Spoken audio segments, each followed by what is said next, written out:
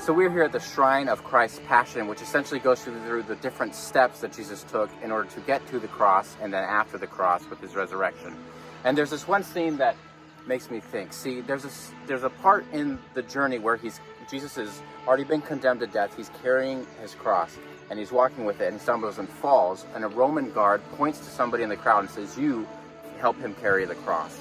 And it reminds me of how we are called to partake in part of what Jesus is doing here now. We're called to continue his work, but not just his work, but we participate in his suffering.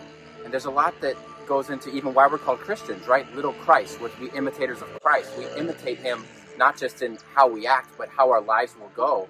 And there's going to be times where we go through suffering. And there's also going to be times where we share in his glory. And so in the same way Simon was able to share in carrying the cross at this low point in Jesus, he was also called to join Christ in his glory, because he's now recognized for generations, thousands of years later, for what he did.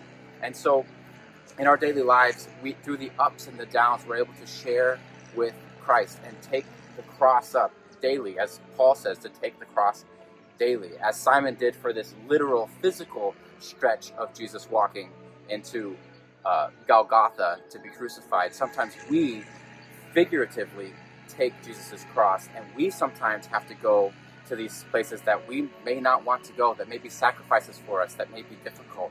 But all along, God is with us. And all along, even through the downs, God is with us, through the ups and the downs. And this station of seeing Simon help Jesus carry the cross is just a beautiful analogy of how Jesus could do it himself, but God chooses to let us join him